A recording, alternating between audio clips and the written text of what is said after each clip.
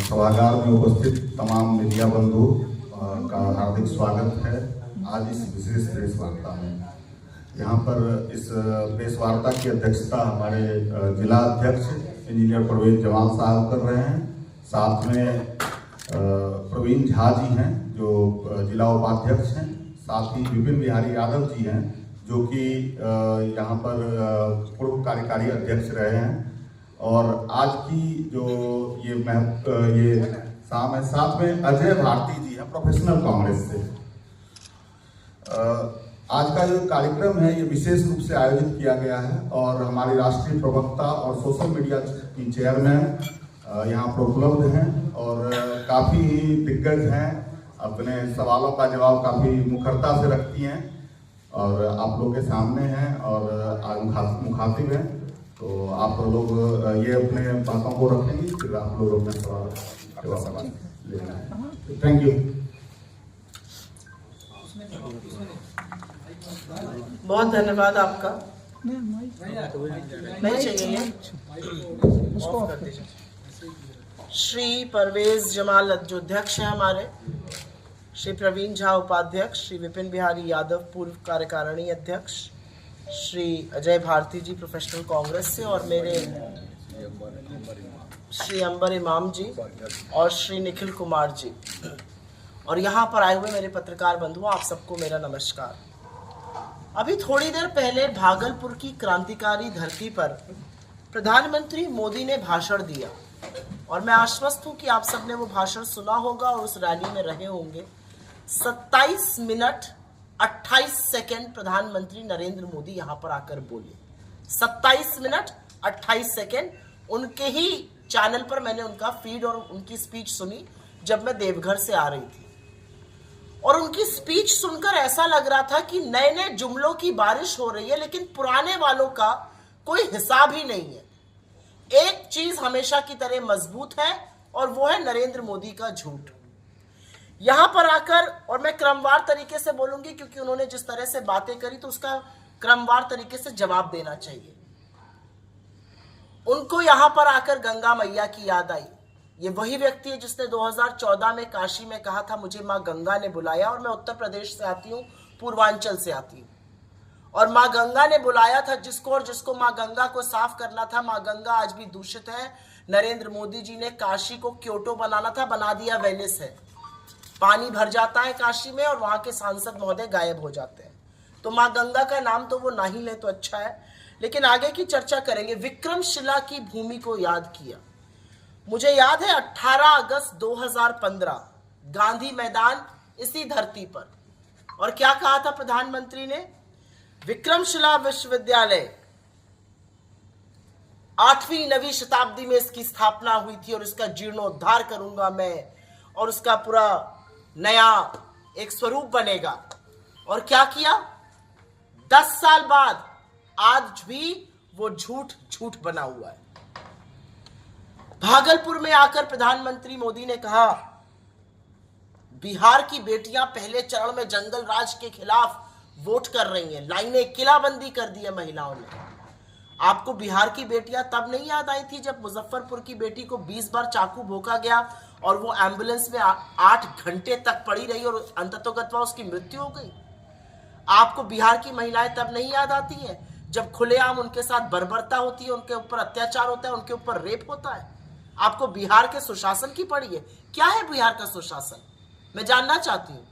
बिहार का सुशासन यही है ना कि 6 महीने में 9 कारोबारियों की हत्या हो जाए और राज्य की राजधानी में ये सब हो रहा है। बिहार का सुशासन यही है कि 953 अत्याचार के मामले हो रहे हैं रोज। बिहार का सुशासन यही है कि 18 बच्चों का रेप हो रहा है एक हफ्ते में। 53,150 निर्मम हत्याएं हुई है 17 साल में। किस सुशासन की आप बात कर रहे हैं?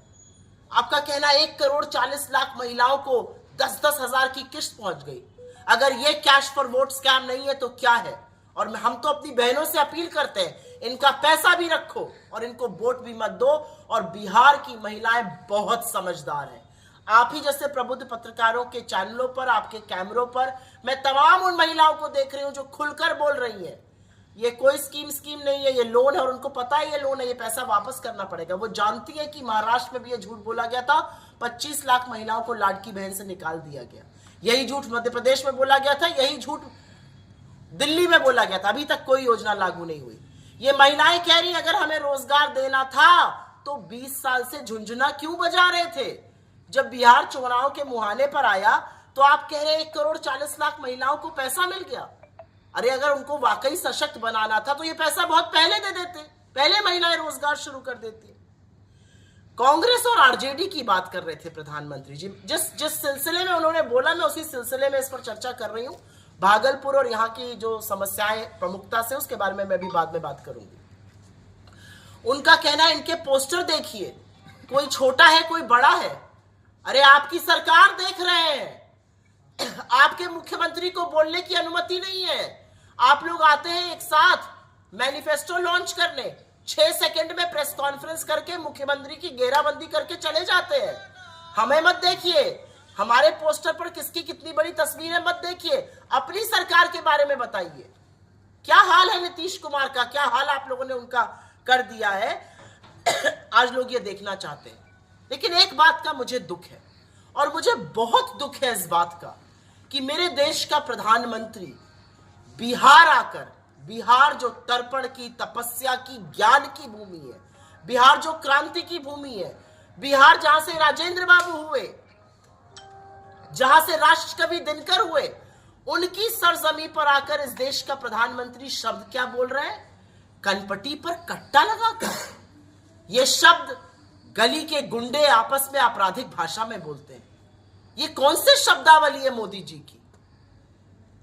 5 का सिख धर्म में कहा जाता है, जिसमें केश कृपाण कड़ा होता है, और उस 5 का को मोदी जी क्या क्या शब्द बोल रहे हैं। उनको कट्टा याद आ रहा है, उनको क्या शब्द, कुशासन याद आ रहा है। ये कौन से शब्द है? और यहां पर आकर, भागलपुर आकर आज मोदी जी ने स्वदेशी का नारा दिया। ये बड़ी गजब बात कर दी। भागलपुर का जर्दालू आम नहीं याद आया, भागलपुर का चूड़ा याद नहीं आया, लेकिन भागलपुर आकर स्वदेशी की बात कर रहे हैं। भागलपुर की जो सिल्क साड़ी थी उसको तबाह कर दिया आपने, वो याद नहीं आया। आप स्वदेशी की बात करिएगा। आप जो स्विट्जरलैंड की मोवाडो की घड़ी पहनते हैं, आप जो जर्मनी के मैबैक का चश्मा लगाते हैं, आप जो अमेरिकी केनेथ कोल के जूते पहनते हैं, आप जो BMW और मर्सिडीज की गाड़ियों से चलते हैं, आप बात करिएगा। आप जो एप्पल आईफोन यूज करते हैं, अरे आप स्वदेशी की बात करने लायक ही नहीं है, क्योंकि आपका स्वदेशी से कोई लेना देना नहीं है। आप सिर से पांव तक विदेशी सामान में डूबे हुए, विदेशी चीजों का इस्तेमाल करते हैं। और असलियत यह है कि आपकी सरकार के कार्यकाल में देश की चीन पर निर्भरता बढ़ाने का काम आपने किया है। आप आरजेडी की सरकार को, कांग्रेस को कोस रहे हैं। 20 साल से सत्ता में आप हैं। रिपोर्ट कार्ड देने का टाइम है बिहार में। इधर उधर की बात मत कर, ये बता कि कारवा क्यों लूटा, और कारवा आपने बिहार का लूटा है तो बिहार की बात करिए, बिहार पर चर्चा कीजिए। आपको फिरौती, रंगदारी, ये शब्द याद आ रहे हैं। 20 साल सत्ता में आप रहे हैं, 11 साल तो आपकी और तथाकथित नीतीश जी की जुगलबंदी चली है। उस जुगलबंदी के बाद आपको फिरौती, रंगदारी, अपहरण याद आ रहा है। मैं बताऊं कितने अपहरण होते हैं पिछले 20 सालों में बिहार में। अगर कोई सही प्रधानमंत्री होता, जिसने अच्छी सरकार चलाई होती, वो बाहर आता और मंच पे खड़े होकर कहता मैंने ये काम किया है बिहार के लिए, इसके बल पर मुझे वोट दीजिए। और अगर आपको लगता है काम नहीं किया, वोट मत दीजिए, लेकिन इनकी हैसियत नहीं अपने काम के बल पर वोट मांगने की। 1.25 लाख करोड़ का पैकेज मिलना था ना बिहार को, और आप तो सब लोग जानते हैं, आप तो प्रबुद्ध पत्रकार साथी हैं यहाँ पर। कहाँ है वो पैकेज? ये हमारा आंकड़ा नहीं है। 70,000 करोड़ बिहार के नाम पर कहां चले गए किसी को पता ही नहीं है। ये सीएजी कह रहा है। नीति आयोग वो संस्था है जिसके अध्यक्ष मोदी जी हैं, चेयरमैन है उसके मोदी जी, खुद प्रधानमंत्री।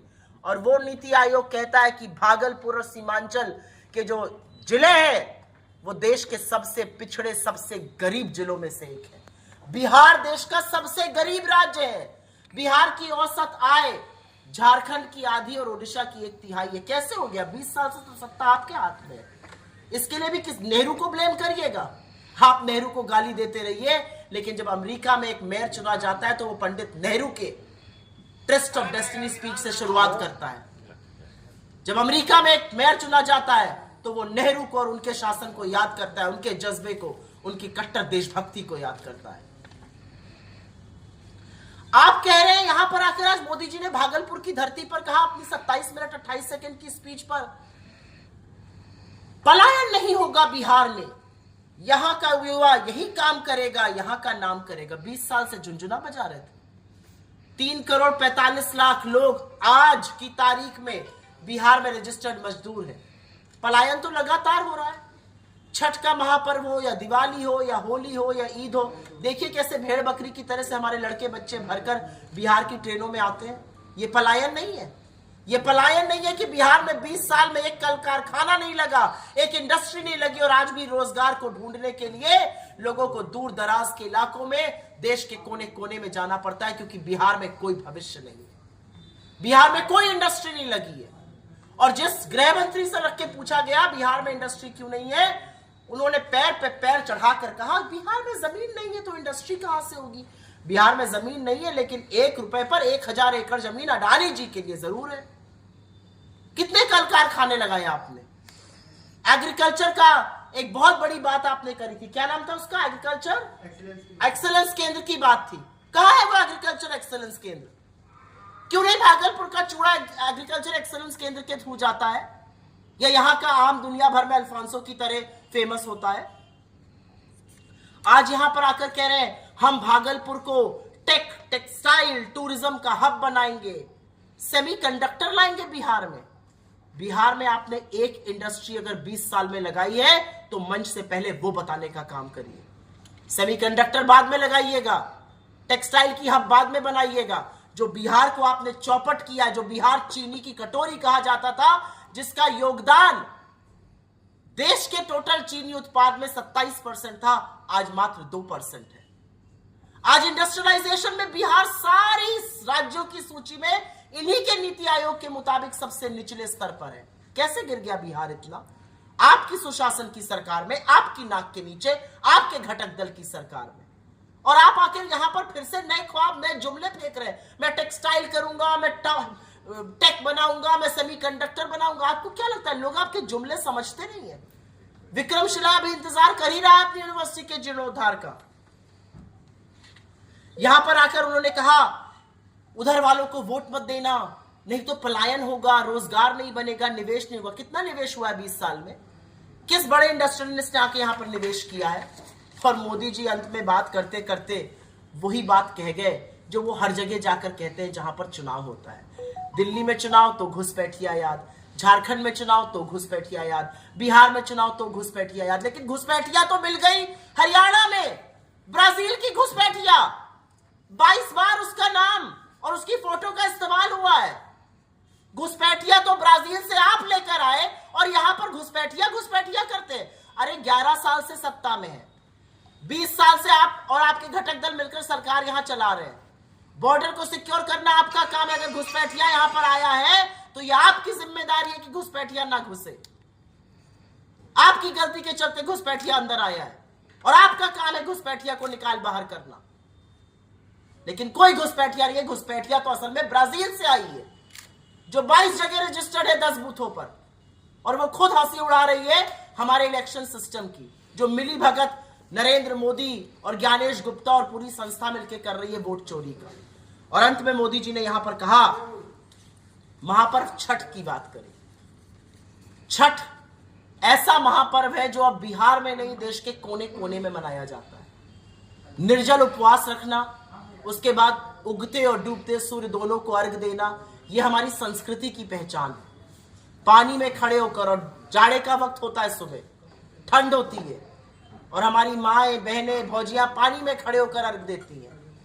तो दिल्ली में आपने फेना से दूषित यमुना जी में तो वहां की बिहारियों को भेज दिया और अपने लिए बिस्लरी तालाब बनवाया। जब वो सच सामने आ गया तो आप डर के मारे वहां गए नहीं। तो छठ का अपमान आपने किया या किसी और ने किया? असलियत ये है, असलियत ये है कि यहां पर बड़ी बड़ी बातें करने वाले मोदी जी 500 एकड़ जमीन पर 500 करोड़ से विक्रमशिला विश्वविद्यालय बना हुआ। कहां है 500 एकड़? क्या 5 करोड़ या 5 रुपए भी आए?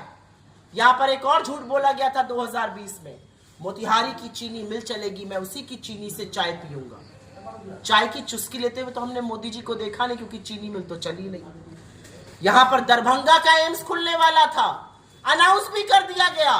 वो तो आपके जैसे साथियों ने और लोगों ने कलई खोली, जो कैमरे पर लोग अभी भी दरभंगा का एम्स ढूंढ रहे हैं। सीमांचल के विकास का झूठ परोसा गया, और असलियत यह है कि इन्हीं के नीति आयोग ने, जैसा मैंने आपको बताया, डेटावार सिलसिलेवार तरीके से बताया है कि कैसे सीमांचल और भागलपुर गरीब क्षेत्रों में से एक है। असलियत यह है कि एशियन डेवलपमेंट रिसर्च इंस्टीट्यूट ने सीमांचल, अररिया, पूर्णिया, किशनगंज, कटिहार 4 जिलों में बताया है कि 73% घरों में नल या हैंडपंप नहीं है। 33% परिवार अभी भी खुले में शौच करते हैं। 65% परिवार लकड़ी पर खाना बनाते हैं। तो उज्ज्वला योजना का सिलेंडर कहां जा रहा है ये हमें पता नहीं है। बड़े बड़े नामी गिरामी पत्रकार आए, हाथ जेब में हाथ डालकर महिलाओं से पूछा भी। महिलाओं ने कहा हम तो इसी लकड़ी पर सूखी लकड़ी बटोर के लाते हैं, उसी पे खाना बनाते हैं। कहां पे सिलेंडर जाता है नहीं पता है। 84% ऐसे परिवार हैं जिनके पास टीवी, साइकिल कुछ भी नहीं है, और ये एक्सट्रीम गरीबी का शिकार है। तो बिहार का अगर बदलाव करना है तो एक ऐसी सरकार को चुनना पड़ेगा जो यहाँ पर मूलभूत बदलाव चाहती है, जो बिहार में रोजगार बनाना चाहती है, जो बिहार का पलायन खत्म करना चाहती है, जो बिहार की महिलाओं को सशक्त करना चाहती है। उनको चुनावी रेवड़ी नहीं बांटना चाहती जो मोदी जी कहते हैं। वो चाहती है कि बिहार की महिलाओं का सशक्तिकरण हो, बिहार की महिलाओं को 2500 रुपए महीने का मिले, जैसे कि कुछ अन्य राज्यों में हम दे रहे हैं, जिससे कि महिलाएं सशक्त और सुरक्षित हुई हैं। उनका अपना रोजगार शुरू हुआ है, जो हम कर्नाटका में कर रहे हैं, तेलंगाना में कर रहे हैं, हिमाचल में कर रहे हैं, और हमारी इच्छा है कि बिहार में भी ऐसा हो। हम हर घर, हर परिवार में एक सरकारी नौकरी की बात इसलिए कर रहे हैं जिससे कि एक वर्चुअस साइकिल ऑफ इकोनॉमी शुरू हो। आपके हाथ में ज्यादा आय आएगी, नौकरी बनेगी, आय आएगी, आय आएगी, उपभोग ज्यादा होगा, उपभोग ज्यादा होगा, निवेश ज्यादा होगा, निवेश ज्यादा होगा, नौकरियां ज्यादा बनेंगी। ये इकोनॉमिक की वर्चुअस साइकिल, इसको सुचक्र ऑफ इकोनॉमिक साइकिल कहा गया। बहुत सारी ऐसी योजनाएं हैं जो महागठबंधन बिहार के लिए लाना चाहता है। और अब भागलपुर पर और यहाँ के कैंडिडेट पर मैं 2 मिनट जरूर बोलना चाहती हूँ। भागलपुर को तो स्मार्ट सिटी बनाना था। भैया पीछे थोड़ा सा शांत रहिएगा। भागलपुर को तो स्मार्ट सिटी बनाना था। उस स्मार्ट सिटी के नाम पर 1300 करोड़ रुपए भी खर्चा होने थे। 900 करोड़ खर्चा हो गए, 10% काम नहीं हुआ। ट्रैफिक जाम तो इतना भयंकर कि हम 45 मिनट अटके रह गए 2 किलोमीटर के रास्ते में। इसी भागलपुर के नगर निगम का बजट 847 करोड़ रुपए, हर जगह कचरा, हर जगह कूड़ा भरा पड़ा है। क्यों है ऐसा? नगर निगम की कमान भाजपा के हाथ में है, सरकार भाजपा और जदयू मिलकर चला रहे हैं, और उसके बाद भागलपुर का यह हाल क्यों है? और फिर आपने कैंडिडेट सुभान अल्लाह ऐसा दिया, रोहित पांडे जी, जो 2012 में उनकी डिग्री 1 होती है, 2014 में निकालिए वो कागज, 2012 में उनकी डिग्री, 2012 में ग्रेजुएट होते हैं, फिर वो 2014 में हर साल उनके ग्रेजुएशन का ईयर ही बदल जाता है। और आपको पता है कि अपने चुनावी हलफनामे पर झूठ बोलना अपराध है और वो अयोग्य घोषित किए जा सकते हैं। ये उनका हलफनामा है जिसमें उन्होंने कहा वो 2012 में ग्रेजुएट हुए थे। 2020 के हलफनामे में, 2025 के हलफनामे में उनकी ग्रेजुएशन डेट बदल गई, 2014 हो गई। ये जो डिग्री को लेकर झूठ बोलने की बीमारी है, ये बीजेपी में ऊपर से नीचे तक है। और बिहार की सरकार में तो मुख्यमंत्री जी से लेकर हमारे बगल वाले देवघर के डिग्री दुबे जी तक है। ये क्या बीमारी है झूठ बोलना? मेरा अपना मानना है कि एक अंगूठा छाप आदमी भी इस देश का प्रधानमंत्री, गृह मंत्री, मुख्यमंत्री, सांसद बन सकता है। हमारा संविधान ये कहता है। कोई बात नहीं, आप नहीं पढ़े, झूठ क्यों बोलते हैं? डिग्री को लेकर झूठ क्यों बोलना? वो डिग्री दुबे झूठ बोलते हैं। यहाँ के जो मुख्यमंत्री है वो 10वीं पास किए बिना डीलिट लिए बैठे हैं। ये कैसे होता है भाई? ये कमाल बिहार के युवाओं को भी बताइए। आप ये सोचिए, डॉक्टरेट लेकर बैठे हुए 10वीं पास नहीं किए, अपने बच्चों को भी ये तरकीब समझाइए। आपके बच्चे भी डिग्री लेकर ऐसे ही बिना 10वीं पास किए बने। यहाँ के प्रत्याशी कभी 12 में स्नातक होते हैं, कभी 14 में होते हैं, जब मर्जी आए बदलता रहता है। यही हाल सम्राट चौधरी का है। मैंने एक बड़ा खुलासा किया था, वो अपनी उम्र बदलते हैं, उनको ऐसा वरदान है, जब वो चाहते हैं वो 18 साल बड़े हो जाते हैं, 18 साल छोटे हो जाते हैं। सुप्रीम कोर्ट के ऑर्डर के मुताबिक उनकी जन्म तिथि 1981 है, वो 1968 बता रहे हैं। मतलब कमाल ही हो रहा है बिहार में। और ये जो सज्जन रोहित पांडे, ये तो शर्तिया अयोग्य घोषित होंगे क्योंकि इन्होंने अपने चुनावी हलफनामे पर झूठ बोला है, और इसकी कड़ी सजा है। इसका प्रावधान है रिप्रेजेंटेशन ऑफ पीपल एक्ट में भी और भारत के संविधान अनुच्छेद 73 में भी। तो मेरा अपना मानना है कि भागलपुर पर और बिहार पर जितना हम लोगों को बोलना था हमने बोला है। आपके सवालों का जरूर स्वागत। प्रधानमंत्री मोदी ने एक बात और कहा बयान में कि जो 1984 में सिख का दंगा हुआ उसका दाग जो कांग्रेस के दामन पर लगा, और भागलपुर में 89 के दंगे का दाग भी कांग्रेस के दामन पर लगा। मेरे बंधु, मैंने प्रधानमंत्री मोदी जी का जो भाषण था वो सुना और यहाँ आते वक्त सुना, और जितनी तेजी से आप लपेट रहे होंगे उससे ज्यादा तेजी से मैं लपेट रही थी, क्योंकि फेंकते बहुत जबरदस्त है मोदी जी। मोदी जी 2002 गुजरात दंगों की बात कब करेंगे? मोदी जी इस देश में जिस तरह का उन्होंने माहौल बना दिया है उसकी बात कब करेंगे? इस देश में इतना हिंदू मुसलमान कर दिया है उसकी बात कब करेंगे? इस देश में खुलेआम आज आप किसको पूजते हैं, किससे शादी करते हैं, किससे ब्याह करते हैं, क्या खाते हैं, उस पर आपकी हत्या कर दी जा रही है, उसकी बात कब करेंगे? मोदी जी पहलगाम में जो हमारे 26 लोग शहीद हुए और उसके बाद आपने पाकिस्तान से गलवैया करके क्रिकेट मैच खेला, उसके बारे में बात कब करेंगे? मोदी जी 2002 के दंगों के बारे में बात कब करेंगे? मैं बिल्कुल मानती हूं कि सिख दंगा गलत था, लेकिन उसके बाद कांग्रेस पार्टी ने 10 साल इस देश के पहले सिख प्रधानमंत्री डॉक्टर मनमोहन सिंह के नेतृत्व में ऐसी सरकार दी जिसने इस देश में मनरेगा, खाद्य सुरक्षा, शिक्षा का अधिकार, सूचना का अधिकार, स्वास्थ्य के अधिकार जैसे कानून लाए। और मुझे फक्र है इस बात का कि हमारा नेतृत्व, हमारी सरकार का नेतृत्व एक ऐसे व्यक्ति ने किया जिनको ओबामा जैसे लोग अपना गुरु बताते थे। विश्व गुरु बनना अपना सीना ठोक लेना और ट्रंप के आगे चरण वंदन करने से नहीं होता है। विश्व गुरु बनने के लिए कलेजा चाहिए होता है, बुद्धि चाहिए होती है, दृष्टिकोण चाहिए होता है, जो तीनों चीजें हमारे कायर प्रधानमंत्री में तो नहीं। एक सवाल और, गिरिराज सिंह कह रहे हैं कि जब सरकारी सेवाओं का लाभ लेना होता है तो वो बुर्खा उठाते हैं। क्या लेकिन उठाते हैं? बुर्का जो है उठाते हैं, लेकिन वोटिंग में बुर्का क्यों नहीं हटेगा? गिरिराज सिंह जैसा विषैला व्यक्ति शायद मैंने अपने जीवन में नहीं देखा है। आपके माध्यम से उन तक एक मैसेज जरूर पहुंचे कि मैं उनके लिए प्रार्थना करती हूं, ईश्वर उनका मानसिक संतुलन और उनको शांति दे। इस उम्र में जब उनको राम भजन करना चाहिए वो विष और जहरी उगलते रहते हैं। भागलपुर से पहले तो सवाल, भागलपुर के सवाल का जवाब पहले गिरिराज सिंह दे। भागलपुर में आपने कहा कि यहां पर सिल्क बोर्ड क्राइटेरिया फुल नहीं कर रहा है, ये दगा और धोखा आपने क्यों किया भागलपुर के साथ? पहले तो आप ये जवाब दीजिए।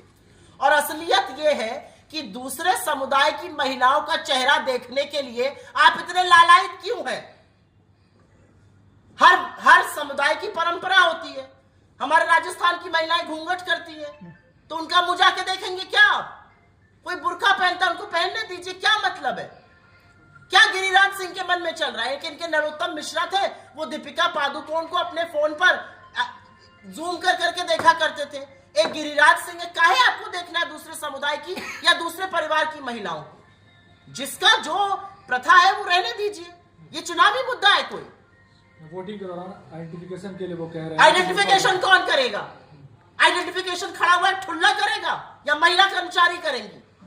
मैं एक महिला हूं और अगर मेरी तलाशी कभी कोई पुलिस जो पुरुष है वो लेगा तो मैं प्रतिकार करूंगी, तो दूसरी महिला के लिए नहीं प्रतिकार होना चाहिए। आपकी बहन, आपकी पत्नी, आपकी माँ का अगर तलाशी पुलिस वाला लेगा तो आपको गुस्सा नहीं आएगा? किस तरह की बातें करते हैं गिरिराज सिंह जी?